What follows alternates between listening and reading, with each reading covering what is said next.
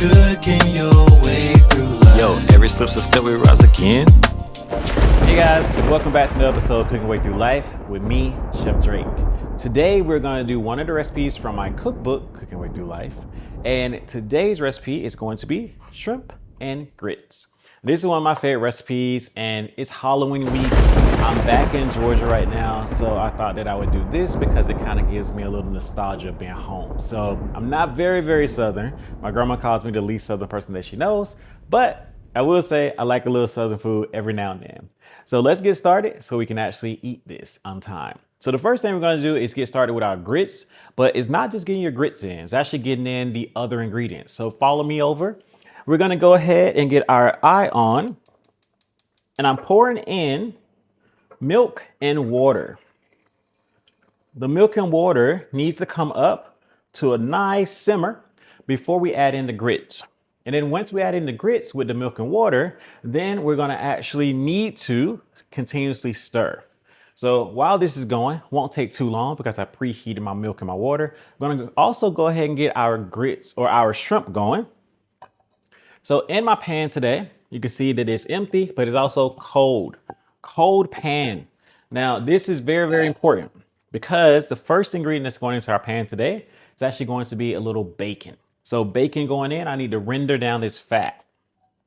So getting all this bacon in now. And let's go ahead and turn this on. And we're gonna render this fat down. Now rendering just means that we are going to get that fat cooked down and we'll make sure that it liquefies, basically. But we need to start in a cold pan because if we don't start in a cold pan, when we do this process, then the bacon's going to start to crisp, but it's gonna be chewy. We want a little crispy bacon. We want the fat from the bacon to happen, so we wanna make sure to do that. Now, while this is happening, I'm gonna go ahead and switch back over to my grits. It's multitasking, people, let's go. So this is going now. I'm gonna go ahead and add my grits in. Now these are stone cut grits, meaning that they are not quick cooking grits. If you're doing quick cook grits, which take about 5 minutes, you will not need to worry about continuously stirring this way or taking as long as we're taking. So I'm doing this also because of the fact that I want to make sure I have really nice grits. And I like my grits to be super creamy. Now, when you're stirring this, is actually keeping it from cooking too much. Now you notice that I'm stirring my grits, but I'm not stirring the bacon. I actually want the bacon to cook and want the grits to slowly cook. So I take this, actually I keep that in. I can start to hear my bacon sizzle. I'm just going to give it a nice little mix. And then after I get this mixed together, bacon starts to cook. I'm gonna do the hardest thing possible for the home cook, and that is nothing. I want you to leave that bacon alone. We want this to render down and cook, so we want to leave that alone, but you do want to make sure that your grits are not sticking. So I continuously stir the grits, but I keep the bacon cooking. Now, while both of those are going right quick, let's move back over to the start of the recipe, our shrimp. So we do want a little seasoning in the shrimp. Add some extra virgin olive oil here, a little olive oil. And then I'm also using some seafood seasoning today. Now this is my special blend of seafood seasoning, but you can use your favorite blend of seafood seasoning, which can be your Old Bay or whatever you want to use, Danos. You can also use your own special blend like me. I just like doing a little blend every now and then, having it all together. And this is a quick little season for my shrimp. So when they go in the pan, they actually still have a lot of flavor.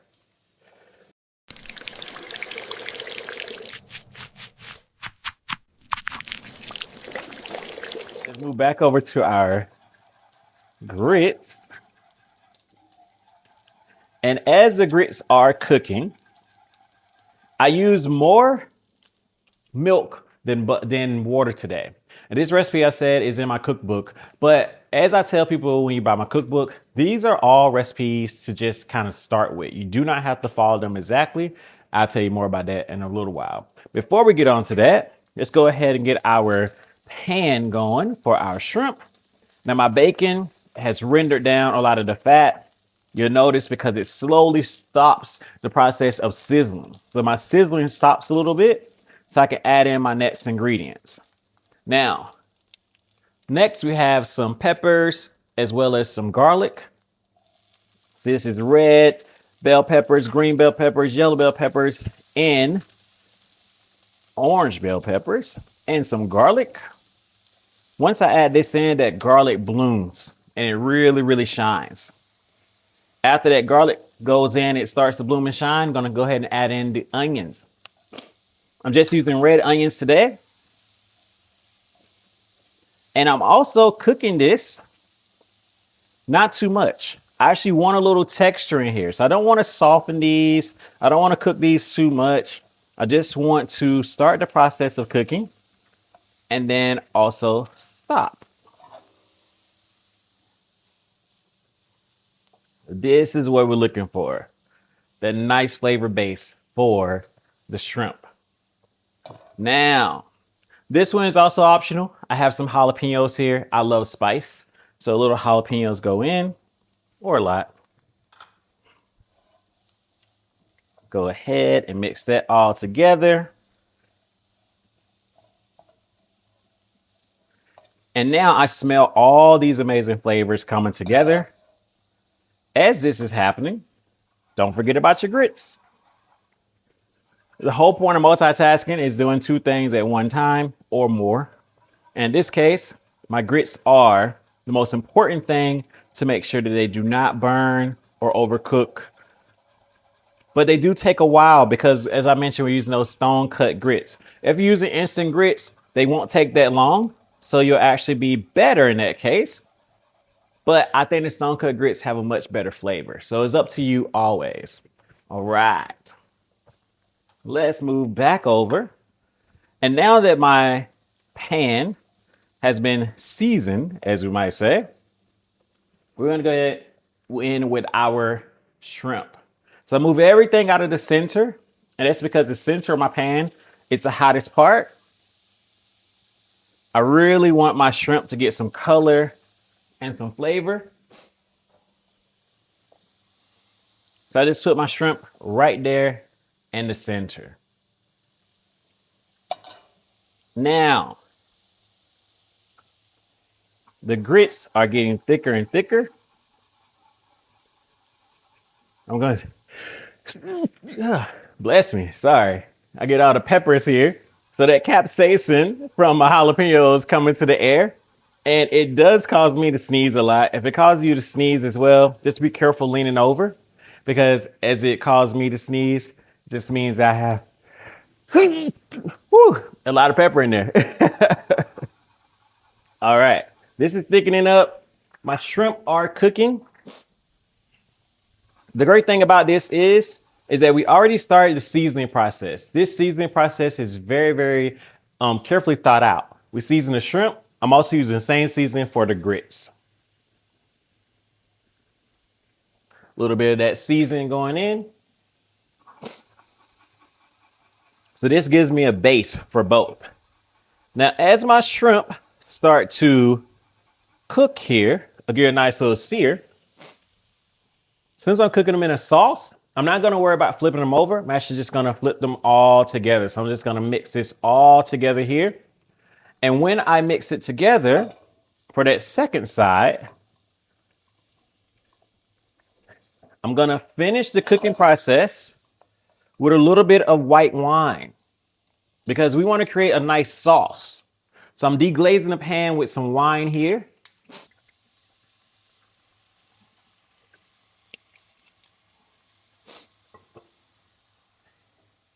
Now this is going to create my base for my nice sauce.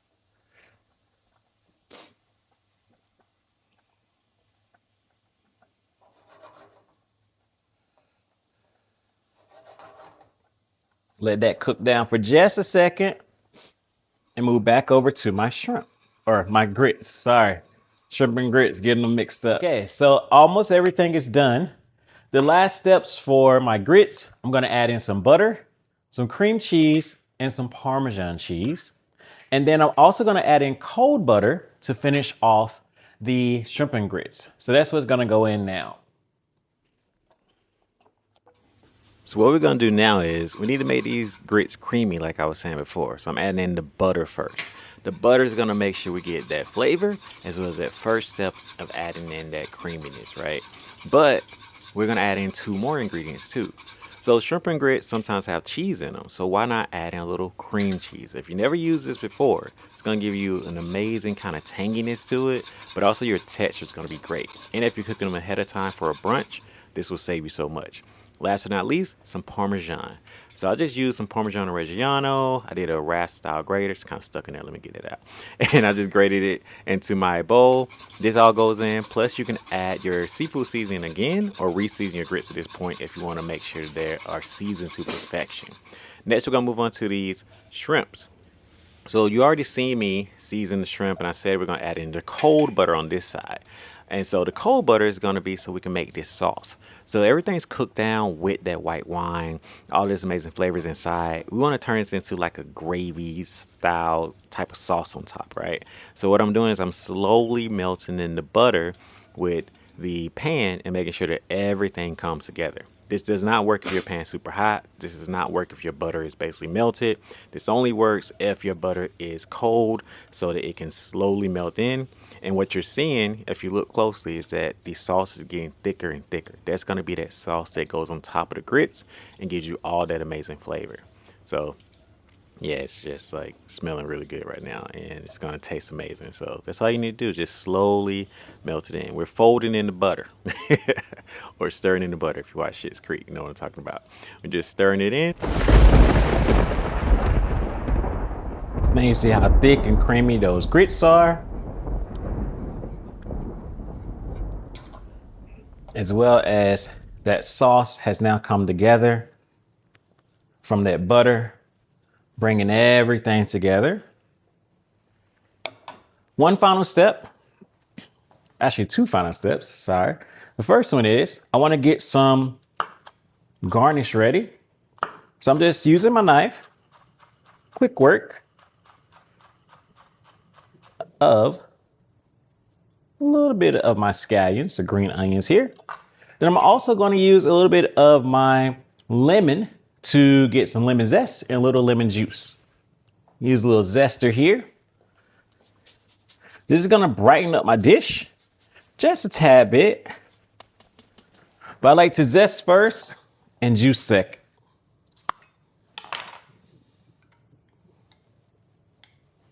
Little zest, little juice. And let's plate this baby. Let's give it a nice little stir first. And this is the final touches. So you want to make sure we taste everything. Tastes good.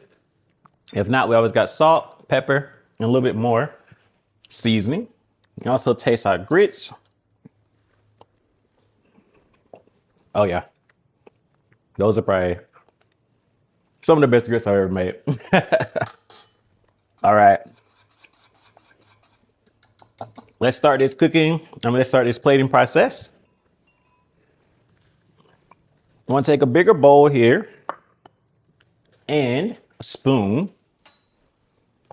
And remember, your grits are pretty much your landing pad. So this is my nice soft pillow for all these amazing flavors. Also make sure that my grits are flavorful, but they're not overpowering. Since we're adding on the shrimp, which has this rich sauce on it, if the grits are too powerful, then they're just gonna compete with each other. Now, plating wise, I'm gonna take my tongs. I like to place my my shrimp right on top of my grits, right in the center. Now I know this feels tedious. You just want to dump it on, but remember we eat with our eyes first. So since we eat with our eyes first, and your guests definitely eat with their eyes first, you want to take your time because you took your time to make this amazing food. So take your time to plate it. Now, once you get these, where you want. I'm gonna use a spoon here just to get that bacon, the peppers, onions. Oh, everything. And then I like to drizzle that sauce you made right on top. And I like for it to kind of cascade down through the grits. And then I usually save 1 or 2, depending, of the shrimp to go right on top, just so you can see it. Last but not least, finish off with some fresh scallions. And there you have it, your shrimp and grits. All right, thank you guys for joining me. As always, like, subscribe, and share. And then also go pick up the cookbook. Listen to the podcast. I'm also going to be going over some tips and tricks later on this week that goes along with this episode. So see you next.